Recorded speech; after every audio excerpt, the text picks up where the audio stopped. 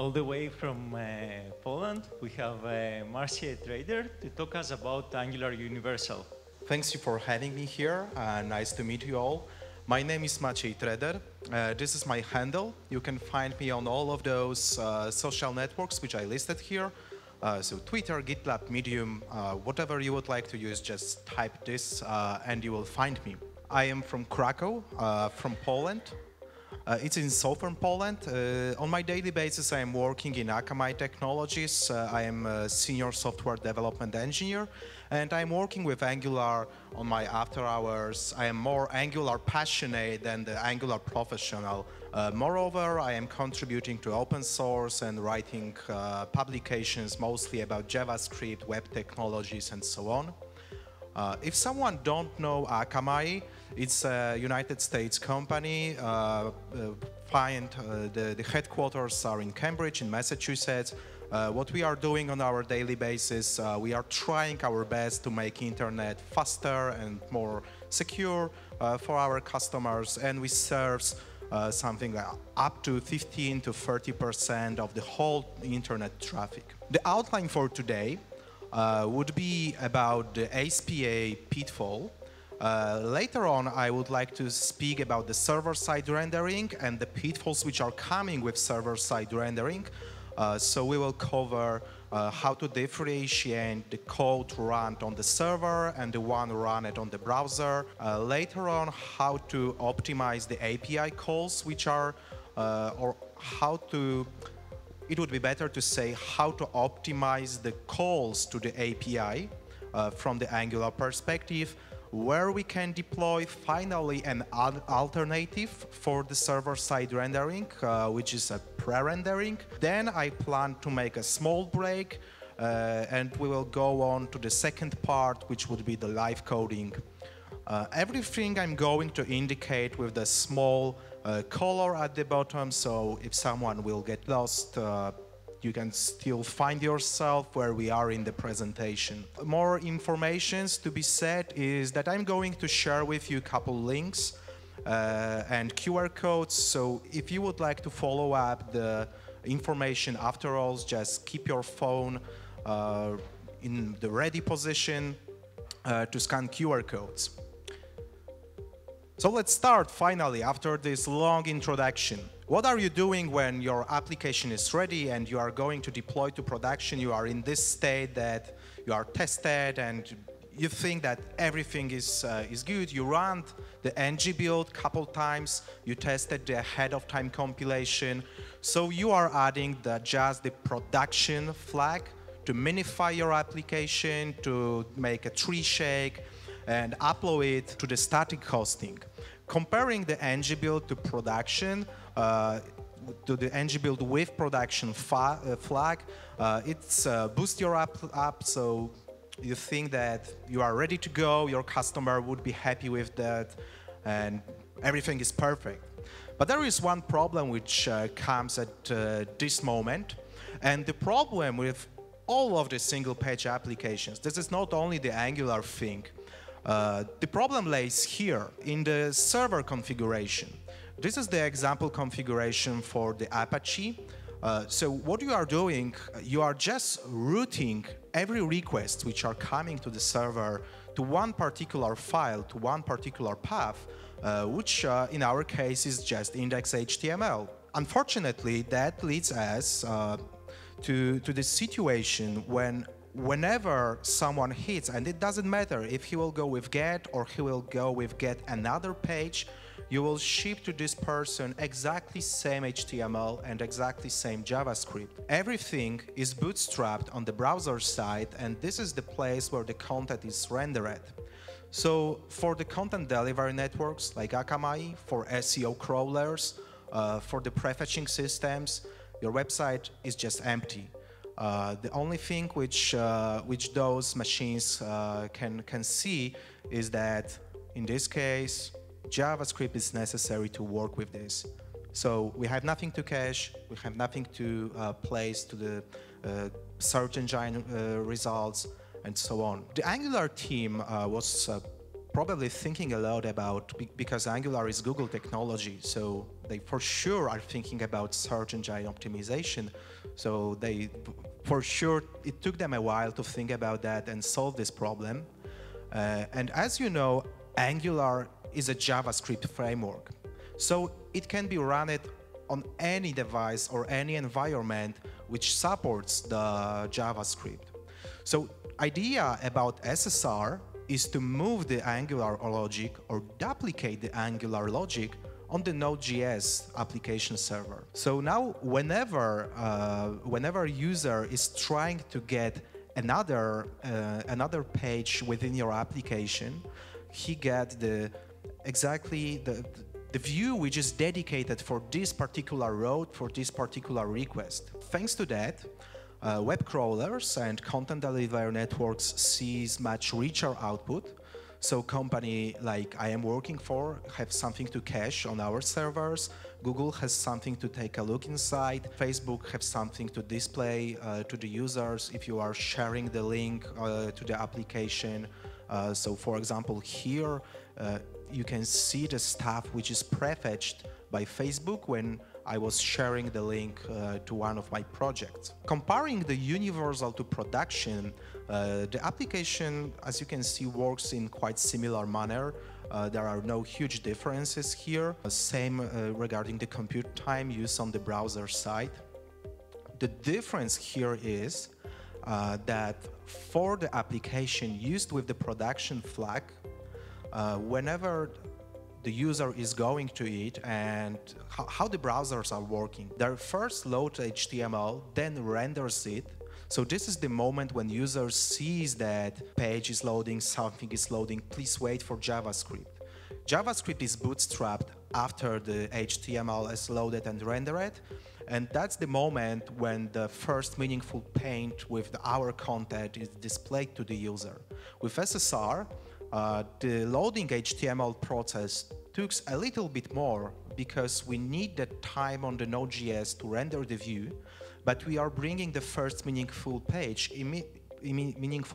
immediately after the HTML is rendered by the browser. What's going on later is that JavaScript engine is run. The interactive view of the page is rendered, and it's just overlapped with the static one from the generated HTML. So how to start working with Universal? Super simple. There are two paths, and both are okay in my opinion. Sometime in the past I was more recommending the ng toolkit way because the official guide was just a boilerplate built up on Webpack, but nowadays Angular team have prepared the schematics as well for us. So we have a schematics from the Angular team, the official ones. If you will run this command in your existing Angular project, it will create for you those files which are listed here, and I'm going to quickly go through the most important ones. So first of all, it will create the app server module. That will be an entry point for the Angular run it on the server. This module will import the app module, which is the entry point for the browser code. So everything what is inside the server and is specific for server will override what is inside the app module. And this is the official guide. What I strongly recommend you to do, if you will use the official schematic, is to create the app browser module.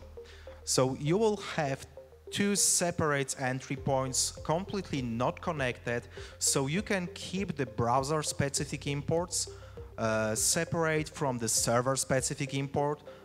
In my opinion, for me particularly, it's much more readable than overriding something. If you will go on with the ng-add ng toolkit universal, which is the enhancement for the traditional schematics, it's just adding a couple stuff on top of it. You will get similar list of files. Both of those schematics under the hood will produce for you also the server TS file, which is the Express application executed inside the Node.js. So what we have here, first of all, the Node.js must be set. So we are creating it here. We are telling it that we are going to use the ng-express engine as an HTML render for rendering the views. And to the ng-express engine, we need to pass the app server module, so that entry point for the Angular on the server side, and lazy module map. If you have lazy loaded routes in your application, you need to explicitly tell Angular on the server side what are those roads are. Apart of that, inside server TS, the last thing which we need to do, or sorry, not the last, the second thing is to make the configuration similar to what you saw at the beginning. So we are pointing just every request, so this is why we have a wildcard here, to be rendered with the view engine which we just set, so the ng Universal Express. Later on, what is added by the schematics is pointing all of the static files, so the CSS, HTMLs, fonts, images, and so on, to host them from the browser build. And we are ready to go, just by typing 2 commands. Or in fact 3, because first we added schematics, which created for us all of those files which I showed you, and we are just running build prod for production and server to serve file from localhost. And that's how you can get this part of job to be done.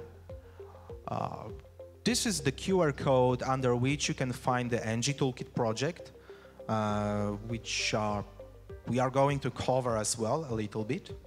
And what the ng-toolkit does, and the official schematics does not, it's try to address some pitfalls in Angular Universal. So what are the pitfalls? The first one is the browser versus server. So those two are different environments. Both of them are running JavaScript, but those, the global environment, the global variables and functions which you can use in those environments are slightly different.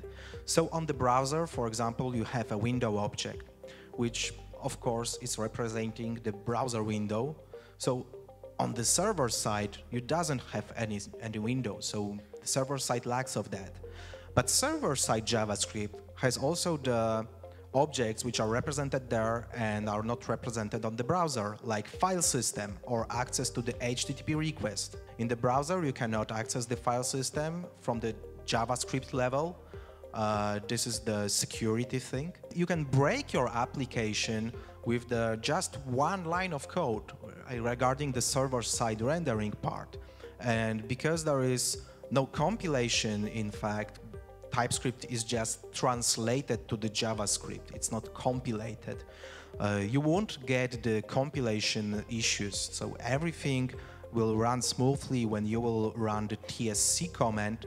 But this small line of code on your server side will raise an error that there is no window object here. So you just won't generate the HTML. How you can work around that and work with this problem?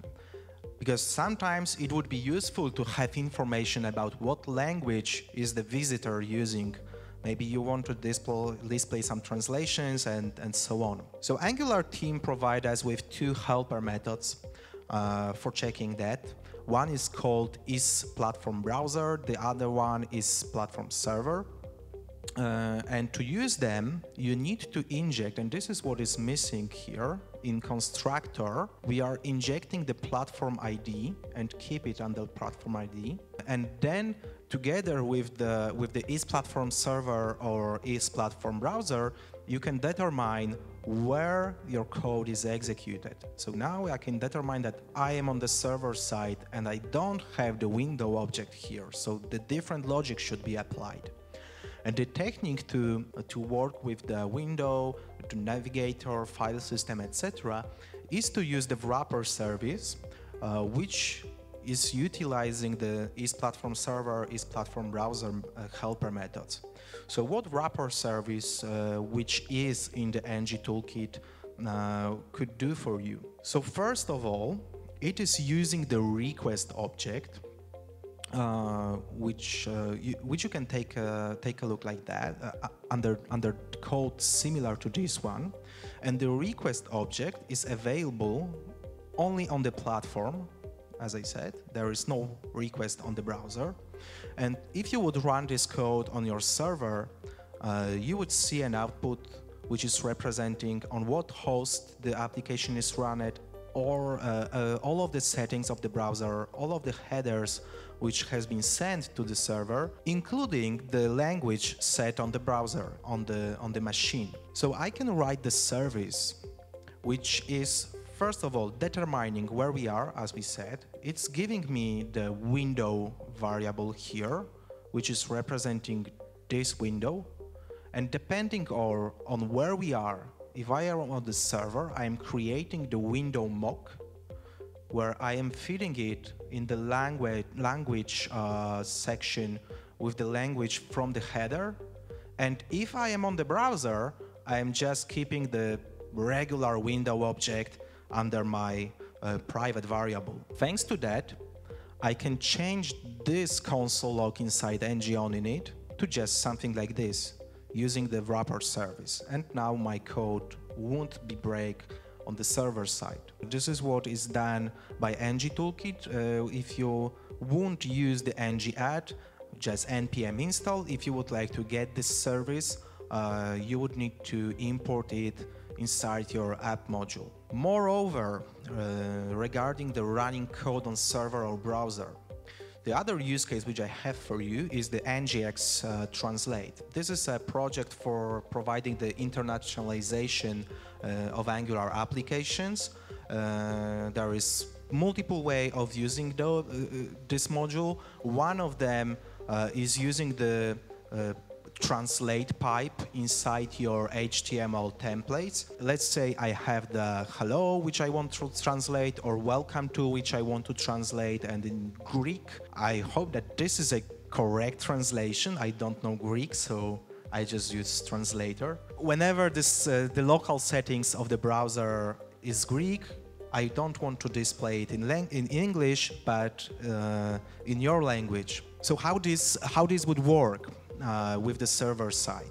So because on the server side initially there is no support for window, etc., we would render, if we won't handle that, we would render the view in English, send it to the browser, and then probably browser will make an HTTP request for the Greek translations. If we will implement the handling the user language, we can use the server-side rendering to render the view in the Greek language, but maybe it doesn't make sense to perform an HTTP call for the translation files, because on this particular case, they are kept on the same machine as the application is running. So, for the browser side, we are going to implement the loader of the translations, which is provided by the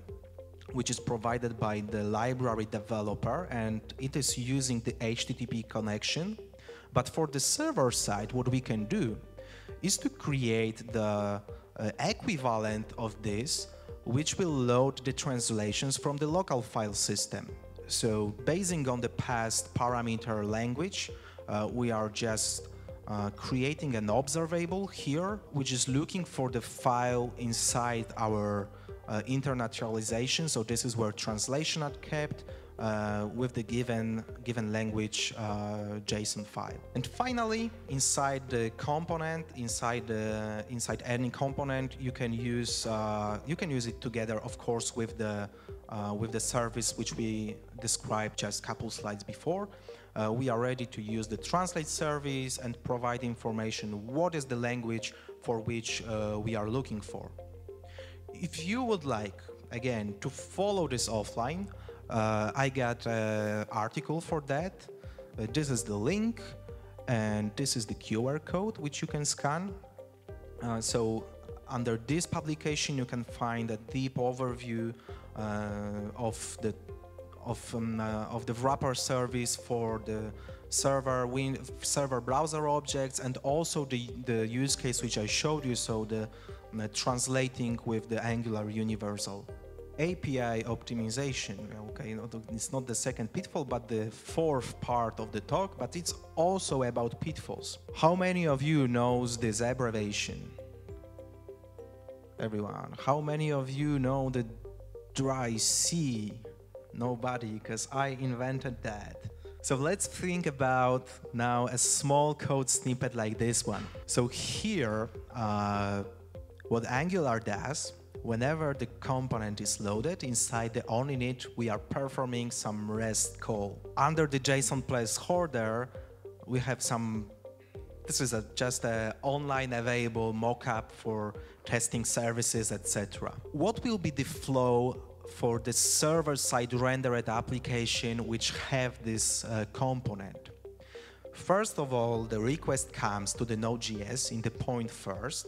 Then in the point 2, the Node.js executes the Angular. So Angular performs the call to the external API. On the point 3, we get the response from the API. That's the moment when we are ready to render the view. So we are rendering it and shipping it to the browser. Browser is rendering HTML. And as I said, later on, again, JavaScript comes to the action. The JavaScript engine is fired. So Angular application is fired one more time. And what it does, it's performed in the point 5, exactly same call to the exactly same API. And probably it will get exactly same response. Now the solution for that, and the idea which we would like to get, the solution which we would like to achieve, is to in the point 3, so we have point first, in the point second we made the call by Node.js and got the response, and what we want to get is in the point 3 pass not only the HTML and JavaScript but also the information that some of the calls or all of the calls has been performed already and there is no need to perform them again, so the browser won't make those calls. You can use the out-of-the-box solution, which is called the Transfer HTTP Cache module. It is provided by the Angular team. This module is doing exactly what I showed you on the 2 previous slides. Or you can write it on your own, something similar to that, because maybe you have some special needs. And what this module is using under the hood is the 2 things. The first one is a transfer state. The transfer state object, I would call it a dictionary or a map, the collection of values under the key which is string. You have the key which is string and the value which is often also string or stringified object, or you can store there whatever you would like to. The transfer state object provides the multiple methods. Most used by me are the 4 ones here. So I am getting the value, setting the value, checking if the value is in the dictionary, and removing the value from the dictionary. And again, we have 2 different modules, one for server, one for browser. So again, 2 entry points for the application. So this is the one thing which HTTP cache module is using. The another thing is the HTTP interceptor. How many of you are familiar with interceptors? So quickly, HTTP interceptor is just a way of manipulating the HTTP call inside Angular application. If you are using it, probably you are, for example, adding an authorization header to calls or something similar. How does the HTTP interceptor looks like for the HTTP cache module? So this is what we have on the server side. For every request, if we are handling it, inside the transfer state, we are setting up the entry where the key is the URL of the request and the value is the response for that particular request. On the browser side, it's a little bit more complicated because first we are checking if this is a get method. If it's not get method, we are, so for example, post, put, etc. Something what shouldn't be executed on the server side, because post is modifying data on the server side, you should have only GET calls. If it's probably not done by the server side, we are just handling it like the regular one. But if it's a GET, we are looking for the stored response in the transfer state repository under the given key, which is the request URL. If we get this stored response, we are returning an observable with the value from the dictionary, and if there is no response, we are just handling it in the traditional way. The last thing which we need to do is to provide those interceptors respectively in the server side as in the browser side. Another thing about API calls is performance. What is the problem? The problem is that what server side is doing whenever the GET call is performed and the observable representing the HTTP call is somewhere in the application, the Angular Universal waits for this observable to complete. If you won't do anything with that, your application will be as slow as the slowest API which it is calling.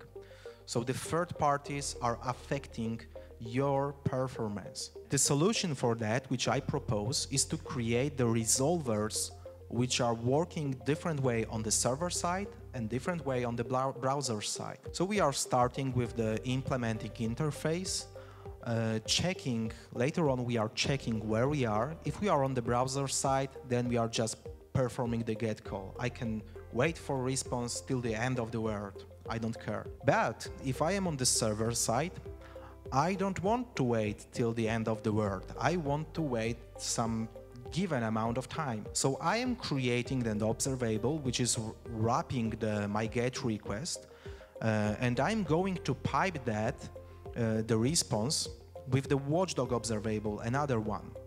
And watchdog, you can set it up using the timer static method from the RxJS. And what timer will do for you, it will create an observable which emit, in this case, once after given amount of milliseconds, so after 500 milliseconds, which is half of the second. So we will wait for the response from this call just half of the second. If this time will elapse, we will display some nothing, or you can display some generating response that this call is going to be performed on the data, it will be loaded, or whatever you would like to. Finally, here we are subscribing to the watchdog, sending something different to the subject. Here I'm just pushing the value timeout and completing it. So this is how it would work for the slow API. The request comes to the server, then this is our Node.js server, and this is the external API. So our Node.js is making the call to the API. This is for the first one. So the API responds before half of the second, and the fully rendered view is shipped to the browser. The flow is done.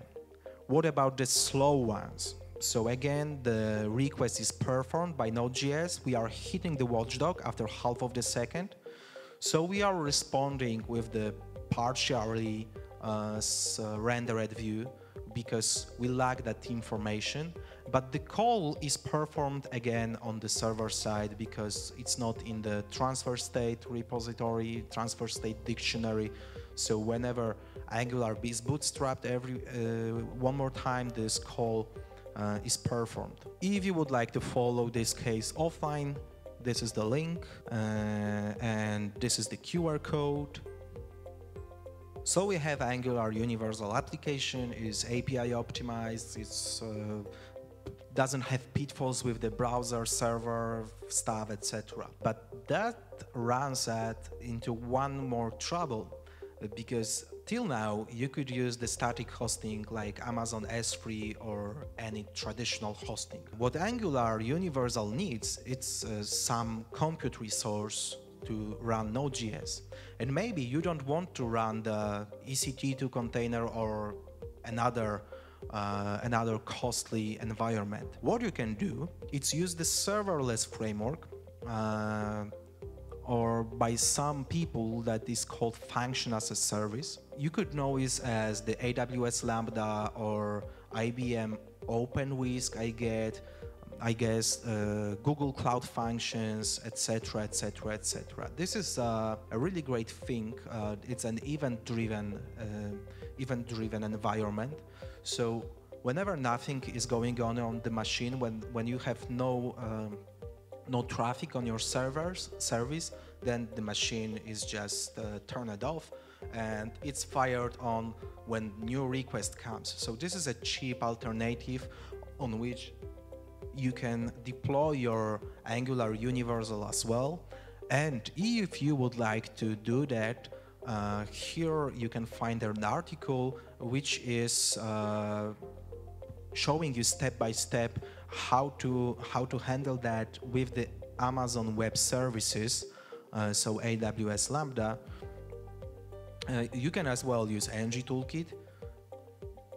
And the final thing, the alternative for the SSR. So let's say that I want to be SEO, but I don't want to go with serverless or EC2 container or any other instance of computing machine.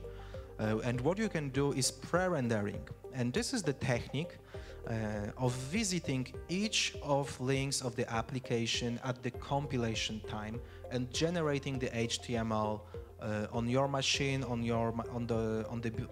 the build machine, on the continuous integration machine, and later on serve those generated file as a regular website static one. You can try the boilerplate which is here, or you can run the ng Toolkit Universal. This is the thing which is not included in the official schematics, so this is one of those enhancements from the ng Toolkit, that it will install for you the script which will pre-render your application after running this command. Comparing and summarizing this part, comparing the ng-build production to pre-render and to server side.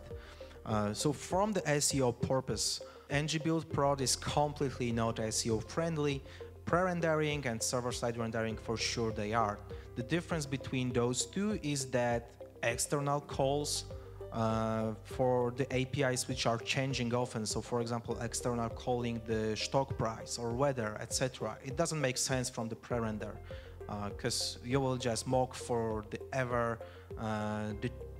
event which happens on the compilation time. From the performance perspective, all of them are quite fast. From my experience, the pre-render is just a performance beast, is working fast as hell. Additional backend logic. So what you can't do with pre-render and you can do with server-side rendering, and this is what I'm going to cover in the second part after the break, that with the server-side rendering you can apply some additional logic which is maybe not really about Angular but about some side effects. You will see that, and I hope that you will find it interesting. And finally, the difficulty.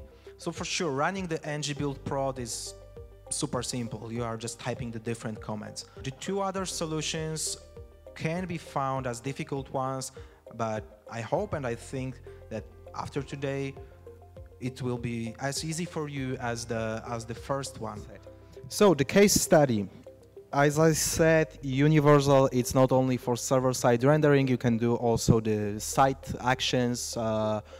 During the break, one person asked me about the database calls, so I'm going to show you something similar to that. What the case study is that I have for you the project, which includes the protected path. And protected path, it's under the authorization guard. Whenever user is not authorized, he is directed to the login page. So this is the part which is done on the Node.js. So on the server side, the login page is rendered, and this is what is shipped to you if you are not authenticated. And later on, if you are going to authenticate with the browser, then the browser is calling the endpoint on the backend, which is called auth login, And we have two-factor authorization. So if you will authenticate yourself correctly with username and password, then the application is calling the second factor provider. On this case, it will be the Twilio Authy. So it is using something what is called Authy ID. This is the API key to authorize the backend application. So once the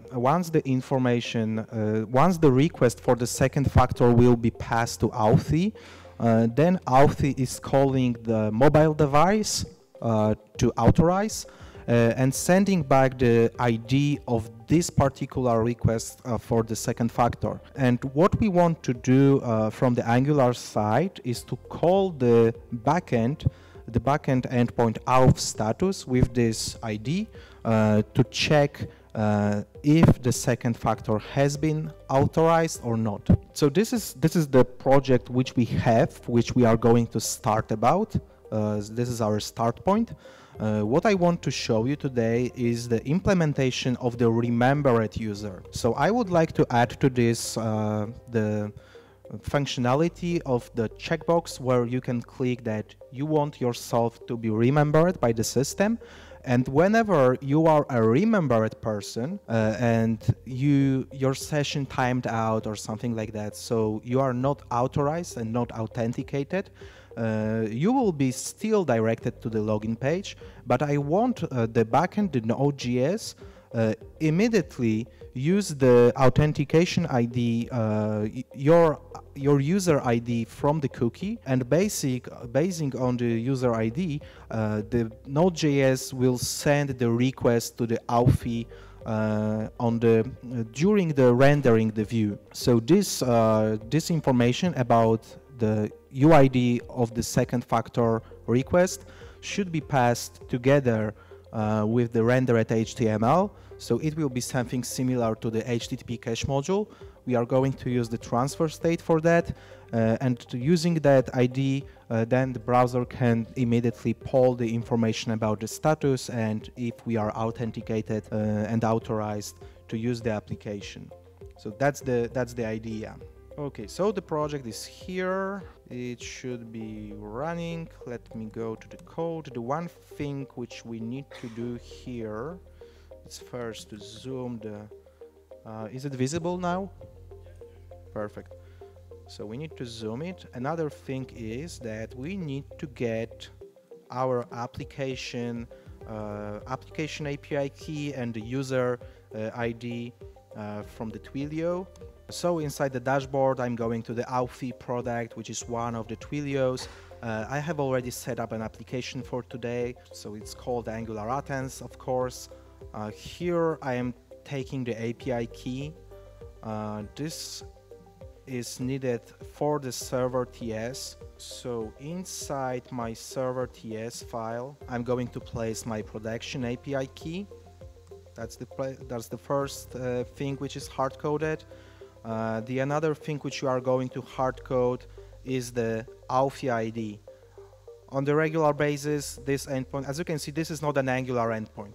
The Angular application is directed here. So this is where the Angular Universal is working on. The other endpoints like auth login, which is accepting post, the status, this is checking the authentication with the Authy, and the endpoint which is checking if you are logged in. Those are not Angular application endpoints, those are backend endpoints. So another thing which we are going to mock and hardcode is the Authy ID. On the production application, that would be probably retrieved from the database or something like that, as well as we have hardcoded the user, which is foo and password bar. So let me grab that one user ID from the console, which is here. And now the application should be ready to compile and should running. Here you can see the screen of my mobile. So that's the place where I should get the push notification. So it says that it is up and running, listening on localhost. Let me navigate there.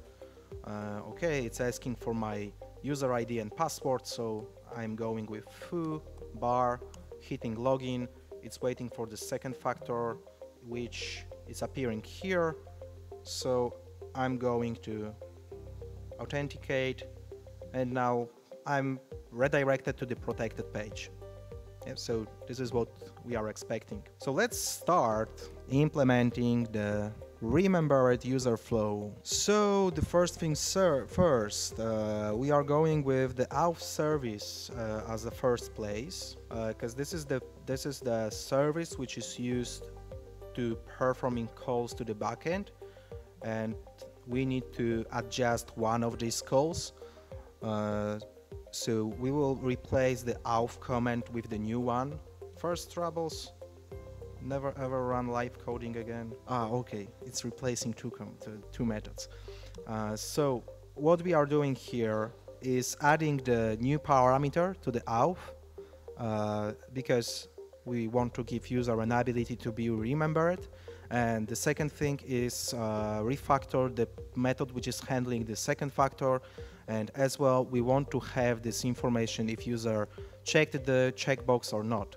And basing on that information, if user want to be remembered, if yes, then we are sending the additional header to the backend. So the backend will have an information that the cookie should be set up on the user end. And what we are going to do now is the implementation of a new implementation on the server side.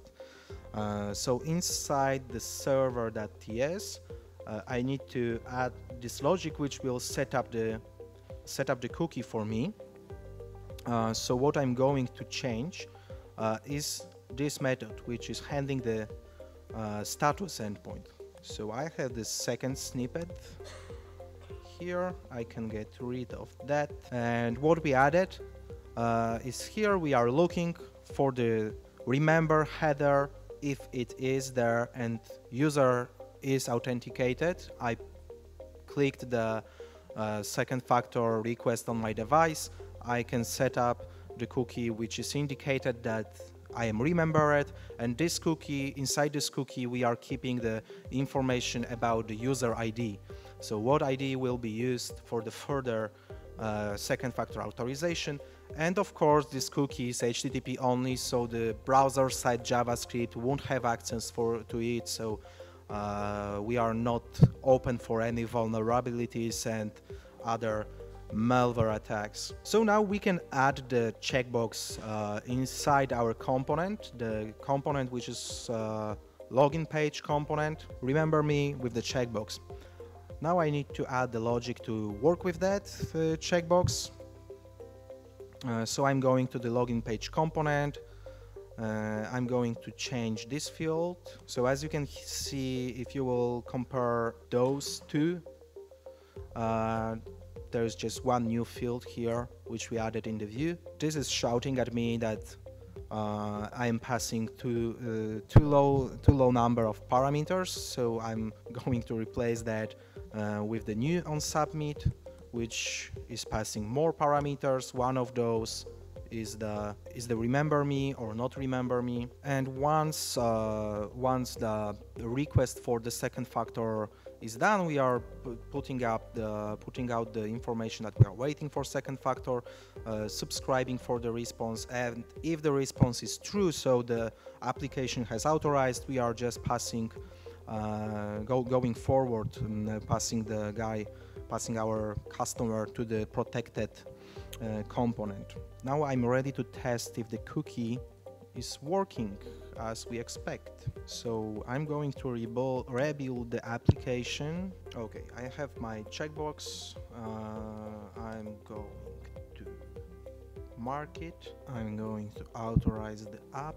And now what I have here is first of all that super encrypted value which says that I am authenticated, and another cookie which says that I am remembered, which is host only, so it's not available in the JavaScript from the browser side. Okay, so we are ready to go on. So far so good. Any questions? So we are ready to go adding immediate second factor. So when my server will see that I have remembered cookie, it will send the request to the Authy that I want to be remembered. Let's start from the server TS. As you can see here, I have that API key, and this API key is utilized to make the request to the Authy and gives me back the ID of the request to the second factor. And I want to have this ID to use it with the transfer state. Because transfer state is available inside the Angular application, I need this API key in the Angular application. But I don't want to just place it there and hard-code it there, because what the Angular Universal does, and what is the one great thing about Universal, and sometimes it could make a pain to you, is that you have a shared code base for the browser and for the server. So if I will hard-code this in my Angular application, I will just give it to my users for free, because it will be in the bundle, so it will ship with the JavaScript.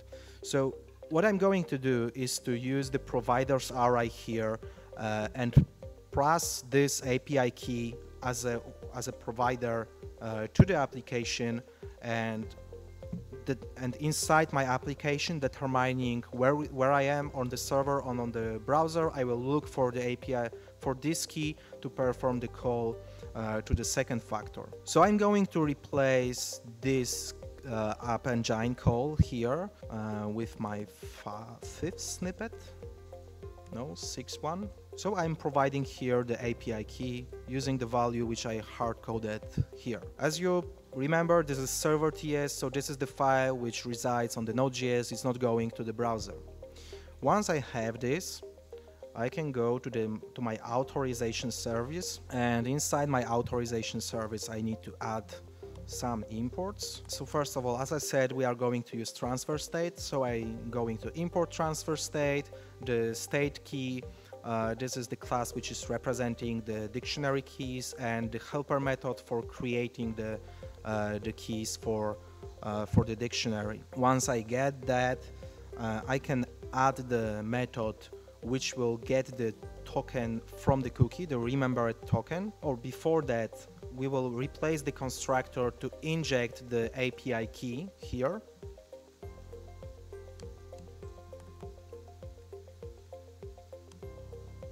So we have this new entry which is injecting API key, and we have also injection for the transfer state.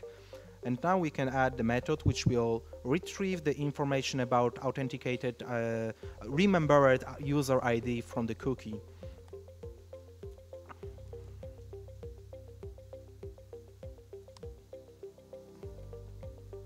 Basing on our user cookie, as you can see, we are using here, first of all, we are using the request object. We are checking if we have cookie, and if we are on the server, and if we have cookie, and if we have it, we are directly calling the API of Authy to get the information about the request ID for the second factor, pass it over our application. And where are we going to utilize this method is the login resolver. So I am going to generate new resolver. This will be the resolver for my login page. So that will be the place where I factually get an information about the cookie and about if the user is remembered, and where the authorization service will be called or not. So once we are trying to render this view on this server side, it should go to this one and pass the remembered token, take the token from the cookie and pass the ID of the request to the component, so component will know what ID call the authorization service to ask for the status of authorization. So the next thing which we have for now is to add this resolver which we just added to the application routing. So I need to import it, of course. And once I have this resolver imported, I'm going to change the path entry for the login and use this resolver with it.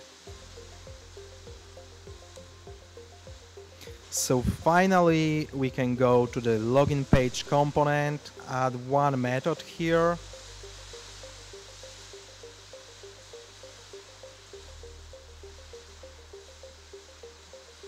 Oh, sorry.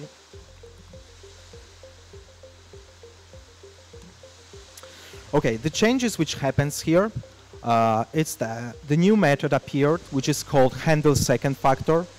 The reason that this method appeared is that we just have this in two places right now. The one place where we can handle the second factor is the ng on init.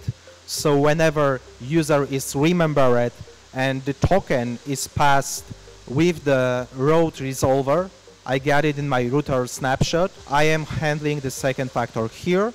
Or if user is not remembered, this is the first time that user is visiting the application, using it, or he don't want to be remembered, we are also handling the second factor for the user. So this is why this method appeared. It's just the code which we had previously. The last thing which we need to change, or we can change, are the small refactor in the authorization service.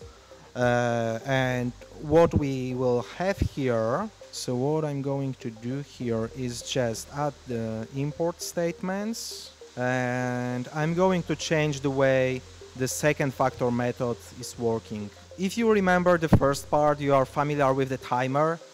If you will pass the two parameters to the timer, it will just create the observable, which is not emitting once, but it's emitting after given amount of time, couple times. So every 1 second, this is going to emit the value, and once the value will be emitted, we are going to call the poll status method, which is checking the status of the second factor authorization. We just need to add this method here. So it's calling our backend using the token which we have from the Twilio, from the Authy, from the second factor provider. Let's check if all of that works. So recompile again and run server again. And what we are expecting right now, we have no cookies already. So what we will need to do is to authenticate, click the checkbox.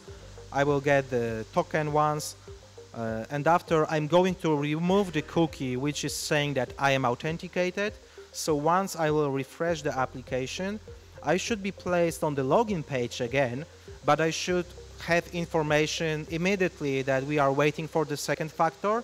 It shouldn't be necessary for me to pass the credentials, and also I should get the second factor on my mobile. We are running, so we can navigate to localhost. So now I'm going to indicate the situation when I am remembered and I don't have the cookie which is saying that I am authenticated. So let me navigate to the application one more time. And immediately, without typing anything, we are waiting for second factor. All of that is made on the backend. The idea was to show you that Node.js can run this, what you can see here. Probably I introduced some typo with passing the UID or something like that. So that's the part second. That's all from my side. If you have any questions to this part or the first, that's the best moment. And that would be the reasonable thing because it's raining outside. Oh no, I have one more thing for you. I'm sorry, because what I have is the yet another link and yet another QR code. So we done that, and you can of course follow this online. And the use case here, it's working for sure. And this is where you can find the article. I would like to ask you all for the feedback. I would really appreciate that. There is a link to the form. It should not take you more than 2 minutes to fill it up. It's just a couple questions like, did you like that? Did you like another thing? And one open question. And I think it's not required, so you can also submit the empty form. And the last thing is that I'm still MachiTrader, and you can still find me here. And this is the QR code where my website is embedded, my homepage. And my homepage is super simple. It's just containing the links to all of that social networks. Thank you.